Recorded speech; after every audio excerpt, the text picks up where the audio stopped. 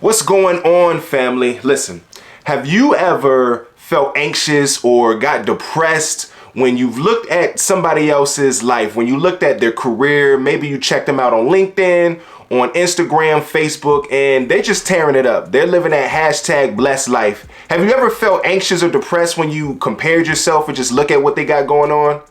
If you haven't, go ahead and just cut this video off. This ain't the one for you. But if you have, stay tuned. I want to talk about this. I want to tackle this conversation with you. I'm coming in high, I'm coming in quick, got what I got, I'm so content, he calling me blessed, running up checks, running up, loving that flex, been on that marathon nil, I run at my pace, they loving the spread. I am guilty. I'm guilty of comparing myself to other people. I will admit it. The reality is that for many of us, we get stuck in our dreams, we get stuck in our callings, we get stuck in our careers, we get stuck in many aspects of life whenever we compare ourselves to other people. Naturally, there's going to be seasons of transition where we're figuring out what it is that we want to do with our lives, but it does not help us at all in the heart of that transition when we compare ourselves to other people. Like, we can look on social media, news clips, TMZ, and just hear about so many people passing away. So many folks just falling victim, having a tragic outcome because they compare themselves to other folks. And because of anxiety, depression, the result of that is some impulsive decisions. And like, at the end of the day, I'm a career coach. I'm not a counselor, not a therapist, but it's easy to see how dangerous it is when we compare ourselves to other people. But let's not get it twisted. There is value in comparing ourselves to other people. The value is this: if you are in a stage of anything, I'm not just talking about career, but if you're in a stage of exploring, learning something new, figuring out things, there's value to look into other people's lives. Like, if you're trying to learn how to be a YouTuber, for example, like, it's great to look at some folks that have been at it for some years. Like, all of last year, I'm being 100 bands with you, I had this vision of launching this channel and just, really scaling my business. But I had to pause. I was doing too much, and I was not prepared to really launch a YouTube channel.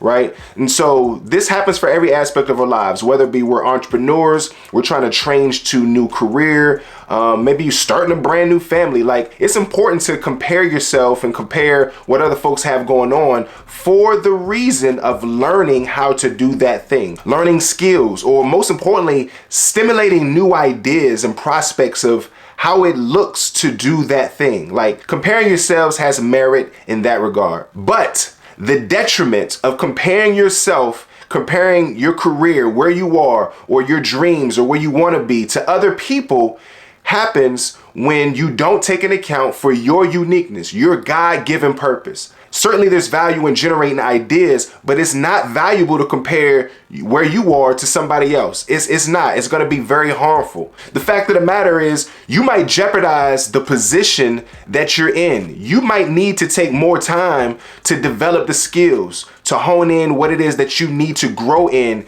versus hoping that you're where somebody else is in life. The fact of the matter is that not everybody's lifestyle is meant for you.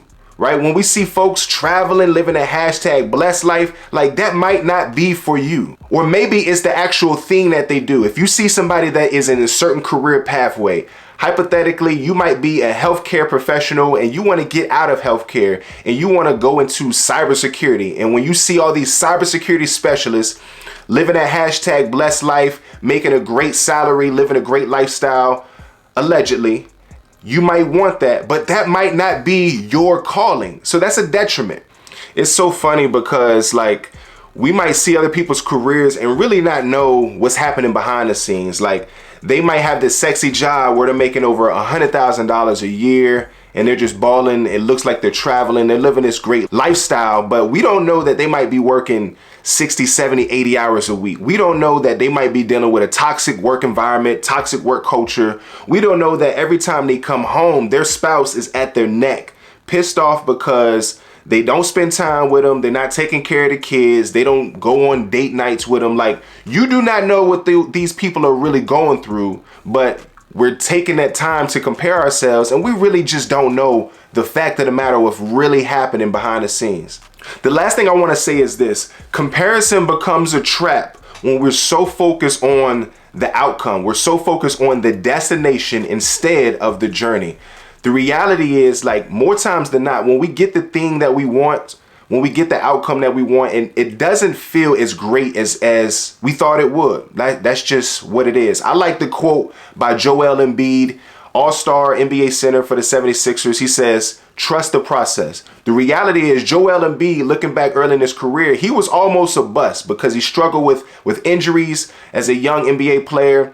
And he had to just tell himself to trust the process, to go to work every day, to meet with his physical therapist, his training staff, his coaches, and just put in the work every single day, right? And that was his process. And now we can see that he's prominent in the NBA. He hasn't won a championship yet, but he's prominent. Like, he's one of the best centers currently, but he also might be one of the all-time greats in terms of centers. So it's important for us to trust the process, no matter where we are in our lives, where our dreams are, where our careers are, or where they aren't. Like, we got to trust the process. Enjoy the journey.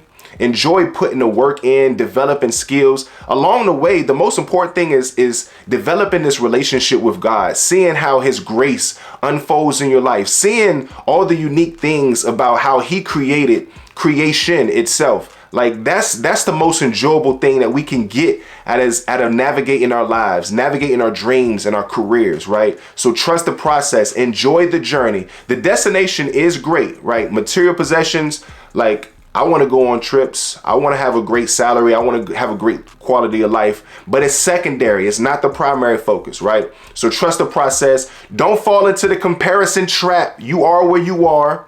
Take it one day at a time, and I promise you, it will be fruitful. Everything will work out. If you enjoy this video, I need you to like. I need you to subscribe. I need you to turn the notifications on.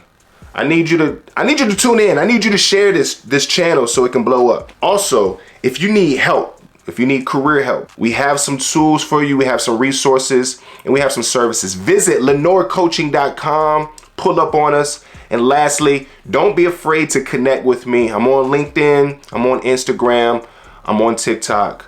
I look forward to continuing to partner with you. Y'all be blessed out here, man. Y'all take care.